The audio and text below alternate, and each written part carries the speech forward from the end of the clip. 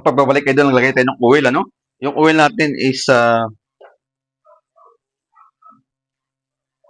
tablespoon, no? Additional tayo ng star margarine or butter sa bowl, no? Lusawin na natin to. Pag nalusaw na yan, lalagay tayo ng flour ng 150 grams. Ordinary man or first class, no? Beat muna natin to. Pag nalusaw na yan at binibit natin, tayo natin mag-brown yan, ano? At mayroon tayong red onion or white, pwede, no? Slice mo lang ganyan, kasama yung balat, pero hugasan nyo, no? Carrots. Spring onion or onion leeks, pwede. Laurel leaves, dahon, at ano yun? Whole black pepper. Brown lang natin ito, puro yung apoy alalay, no? Kasi gagawa tayo ng homemade gravy sauce. Habang binabrown natin yan, additional tayo ng herbs. Rosemary leaves, dried. Pwede naman hindi dried. Kung wala ka naman, a little bit lang, ano. Optional lang naman. Ito nagdadagdag ng aroma doon sa gravy sauce natin na homemade gravy sauce. From the scratch, idol, ano. Brown lang natin yan at hindi pa tayo nagtatapusan, no. Pag malapit na mag-brown, additional tayo, idol, ng rock salt, a little bit, doon sa 150 grams natin na flour. 1 teaspoon soy sauce.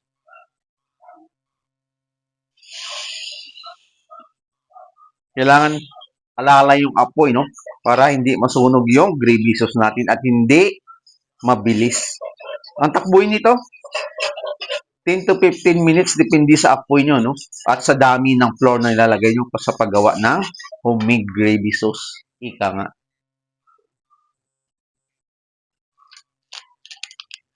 Additional tayo ng granules, no? Ginisa mix, lagay natin kalahati lang muna. Pag na-brown na siya, anong susunod? Siyempre, hot water. Lagay natin dyan. Or pwede naman lagyan ng chicken stock, beef stock, depende sa gravy na gagawin nyo. Pero sa akin, para magamit natin sa lahat, gravy man, sauce sa manok, baboy, baka, pwede rito, no? Steak. Pwede ito yung homemade gravy sauce kasi natural lang to na hindi chicken stock kundi pangkalahatan. Pag ganito na siya, idol, no? Yung lapot niya, no? Nakita nyo? Luto na siya. Tikman muna tayo bago tayo magtapos, ano? Ika nga.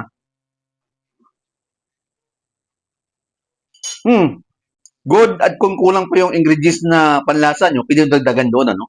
Additional na kayo. Pero ito na yung gravy natin. Ang gagawin natin dyan, patay natin ang apoy at isasasalain natin, no? Lagay natin to. Salain natin para magiging pure gravy na doon sa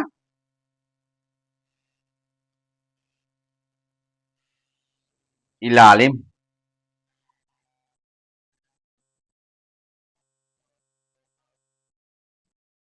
Yan na siya sa ilalim. Tanggalin ko muna baka mapuno naman.